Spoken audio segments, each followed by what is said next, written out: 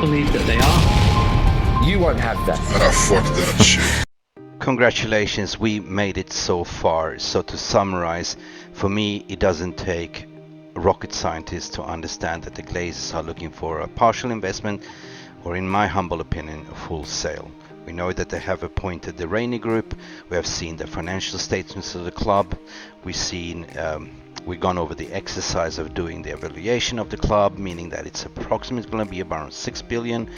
We've gone over the overall sales process, what's involved, where Rainey Group is involved, but the question is, who are the bidders and what do they need to invest? Who can afford? We have a stadium that's no longer state of the art.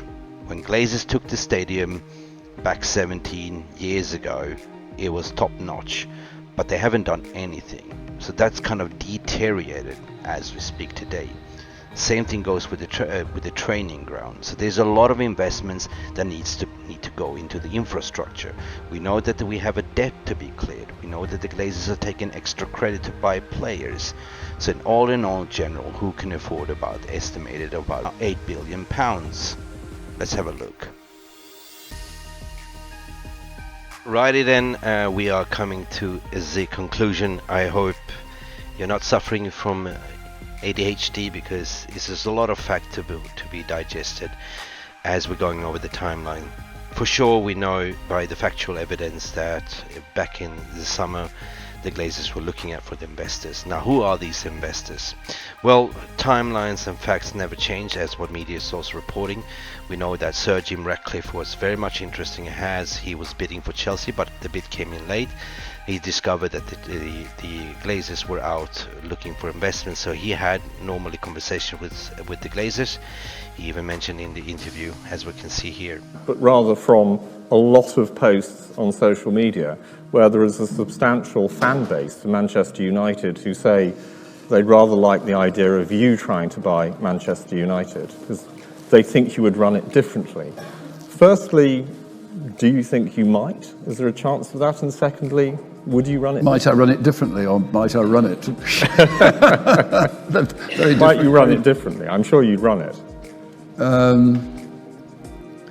I think the answer about performance on Manchester United is a simple one, really, that the biggest correlation in success in football is money, without question. It's not the only correlation, because you've got outliers like Brighton. Okay, but the biggest correlation by far is if you've got the highest revenues, you can afford the best players, you play the best football. Yeah?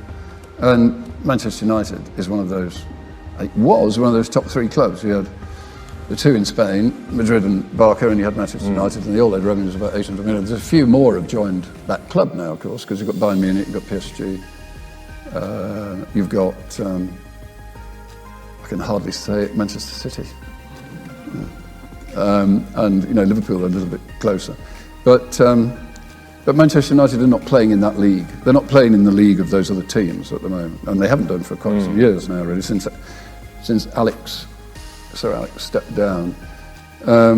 So something is not, they're not firing on all cylinders. So I think that would be my point on performance, really, and would you like to come back for another? Do you think there's a possibility you might acquire it at some point? Well, I think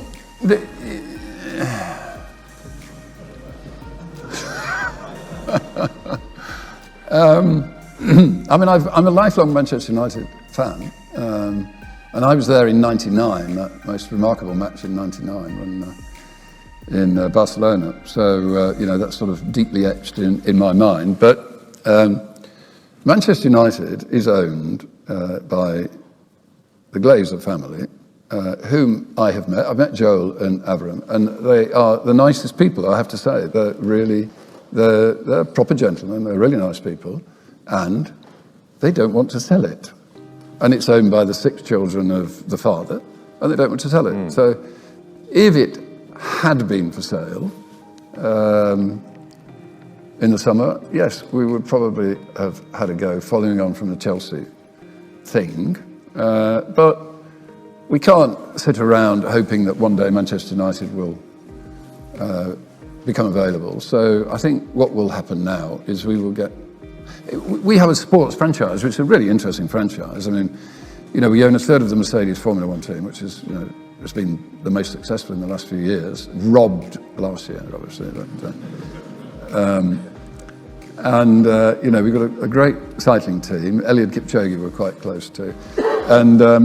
And probably the most challenging of all is Ben Ainsley with his America's Cup Challenge, which is going quite well at the moment, and that's obviously a couple of years away. But the one thing that we don't have is the most popular sport in the world is football. It's the sport which John, Andy and myself were brought up with, and it's sort of closest to us. So we should have an asset in the sporting franchise. A Premiership club?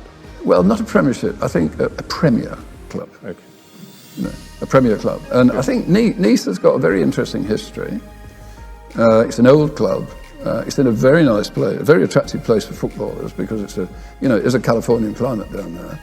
And if I look at what Manchester City did with Manchester City, what Mubarak did with Manchester, or Mubadala did with Manchester City, what the Qataris did with PSG was just a Lyon or a Marseille, 10 years ago. Then we'll probably have a look at what we might be able to do with Nice. But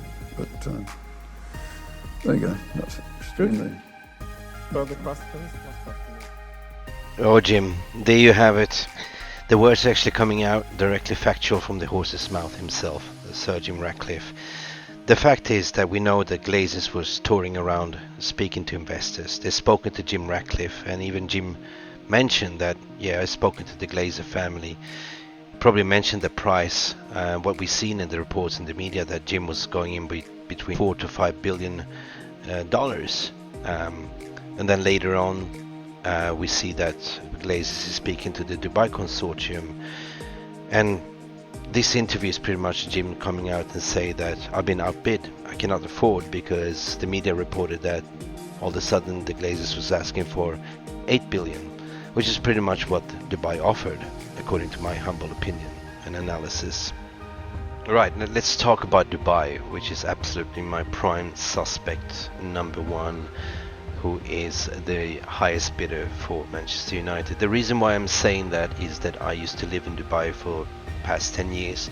I used to advise the Royal Group of Family Consortiums, so I pretty much have my ears on the ground, so I know the movers and shakers over there. But let me tell you about the investment fund of Dubai and what it is. I did a previous video about how Dubai can transfer Manchester United. Please look at the video description below and have a look, because it's going to be lengthy to explain. But in order for you to understand, the investment corporation of Dubai is a sovereign wealth fund run by the government of Dubai and Sheikh Hamdan, which is the crown prince from Sheikh Mohammed, with a mandate to invest funds on the behalf of the government of Dubai and manage the portfolio of assets, which comprise of tourism, oil and gas, finance and banking, transportation like Emirates Airlines, etc., etc.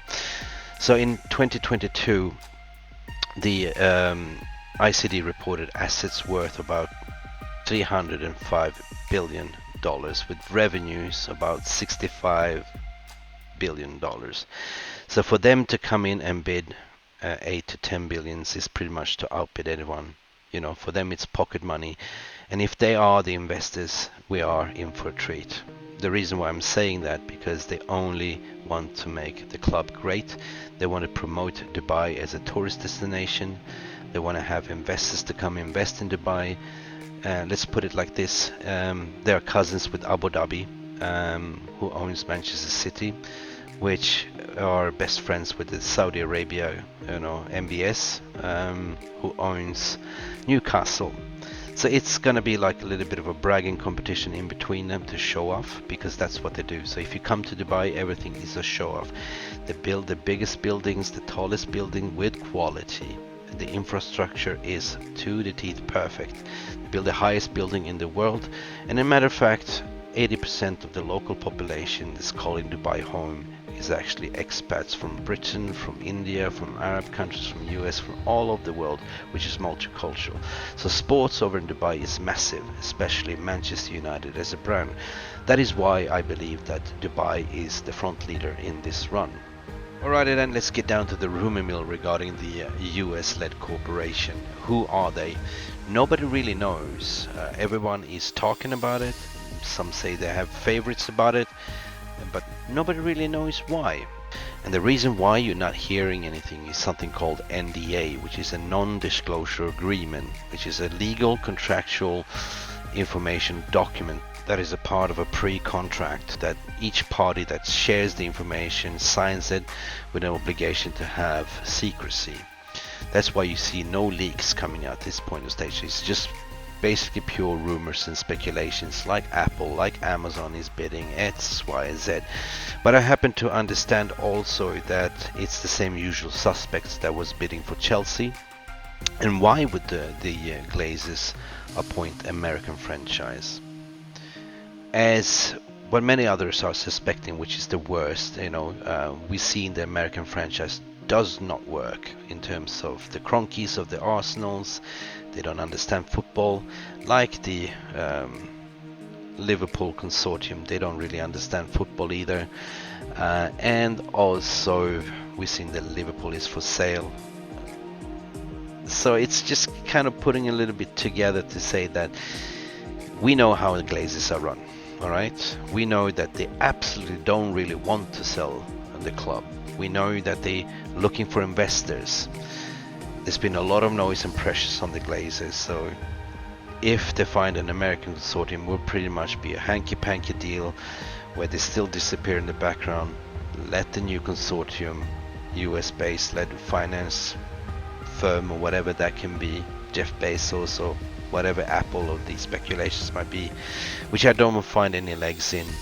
Now, the reason why I personally don't think there's any legs in that is because point number 2 in the bidding process, what we debunked before and explained, what Rainy Group is handling is to create the sales and marketing strategy, to create a PR, go out with the financial bidders, to say, hey, you know what, Amazon is in for Manchester United. Hey, Apple is in for Manchester United. That means that the current bidders that are actually bidding, thinking that, oh, I might up my bid here. So that is kind of the way things work. Same with the transfer market, with the agent throwing out that Manchester United, PSG or Real Madrid is in for his player to make think that, oh, they are in for it, therefore I need to increase the price. That's the only way I see it, and it's the logical way.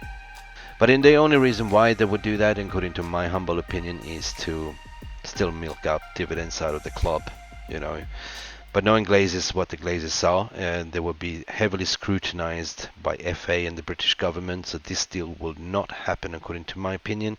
They will fine comment with every piece of sand, dirt, and everything they could find, so be prepared that it's going to be a lot of rumors. But I hope to God it not happens, and I don't hear anything from that side, so therefore I am not 100% sure about the American investment firm and who that might be. I don't believe that they are. You won't have that. Ah, fuck that shit. So, ladies and gentlemen, boys and girls, all over the world, we're all wearing red. For 17 years we bled. The time has come where the Glazers are going out. We know they're gonna sell, but the question is, who will be the new owner? For me, it does not really matter, as long as it's not the Glazers. And we will make sure as a fan base that we will never be mistreated like that again.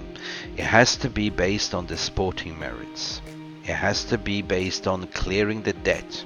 It has to be based on communicating to the fan base more so we know what's going on. It has to be inclusion, to include the women's team. We need to rebuild Carrington or rebuild Old Trafford or build a brand new stadium. There's a lot of things to be done. But barring that we've seen with the financials, and barring what we've seen that the Rainy Group is coming out, barring what we've seen with my analysis, the 6 billion mark is the asking price, what they expecting to do. Who can afford that? You see, in today's modern football, the game has changed. We've seen the likes of City, the PSG, the rich owners pumping in the money into it. We can no longer assume 1990-2000 where you had a mediocre millionaire or billionaire. It's simply not enough to compete nowadays. Even Sir Jim Ratcliffe mentioned it here. The biggest correlation in success in football is money, without question. It's not the only correlation, because you've got outliers like Brighton. Okay, but the biggest correlation by far is if you've got the highest revenues, you can afford the best players, you play the best football. Yeah? And Manchester United is one of those, it was one of those top 3 clubs. You had the 2 in Spain, Madrid and Barca, and you had Manchester United, and they all had revenues of about 800 million. There's a few more have joined that club now, of course, because you've got Bayern Munich, you've got PSG, you've got, I can hardly say it, Manchester City. Yeah. And, you know, Liverpool are a little bit closer.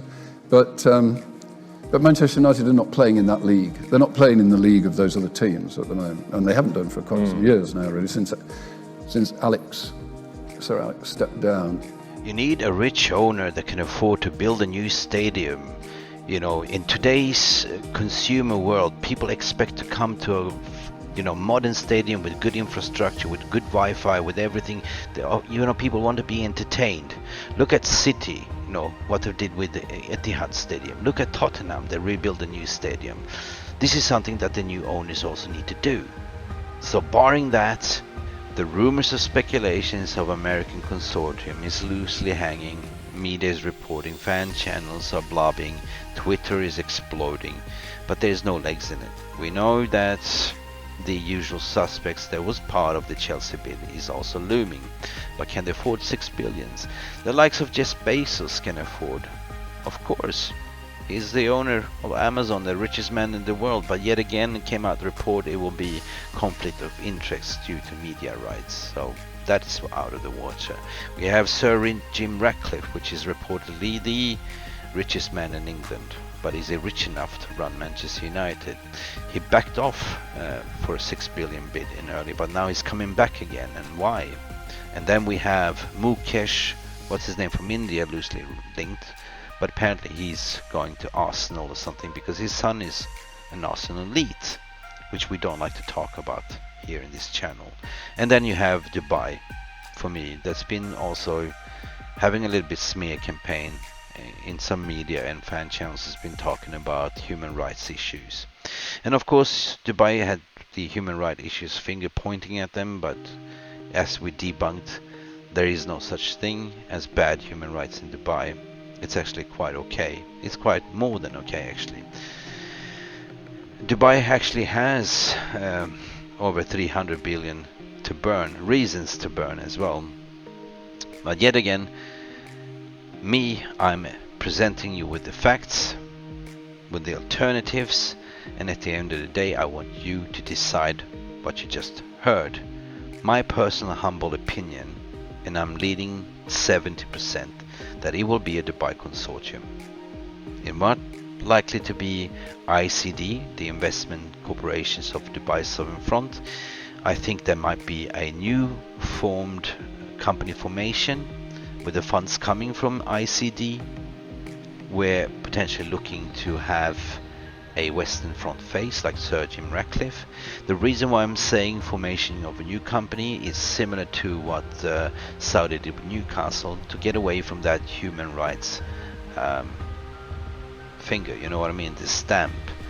So I see that as a plausible option. So for me it is about 70% Dubai, based on the fact, based on the finances, based I know that what Glazers wants, we know what Glazers are like.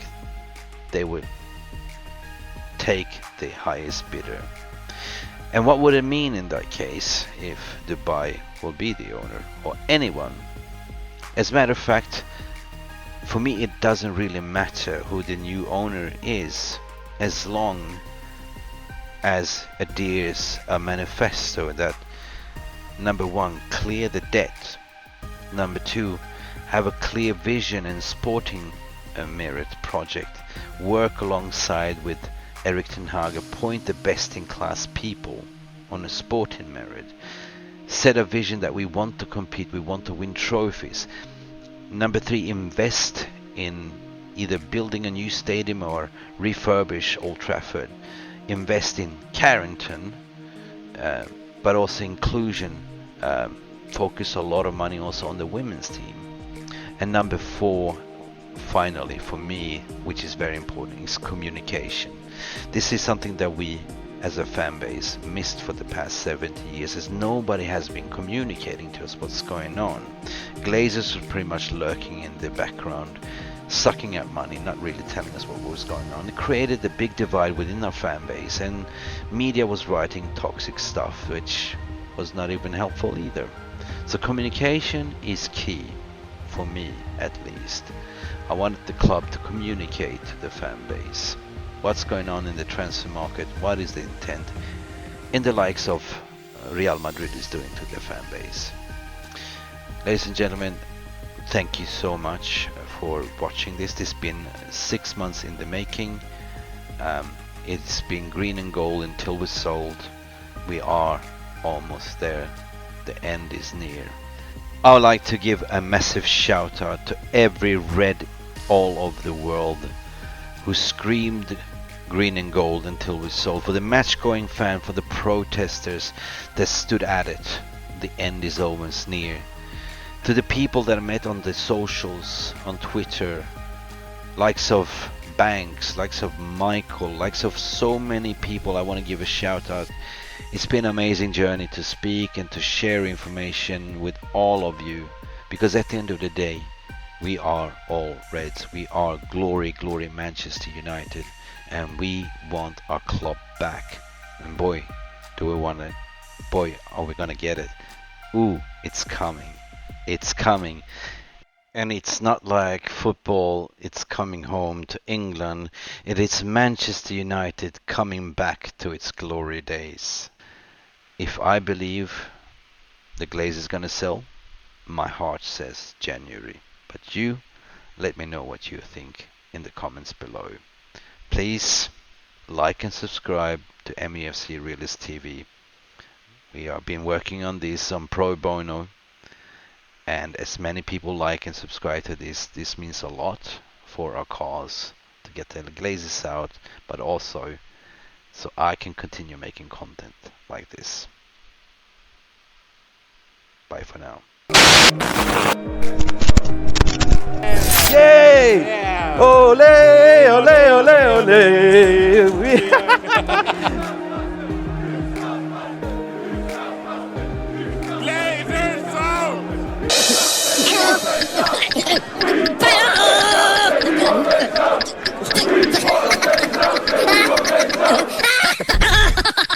Anyway, cunts, adios, I'm out of here.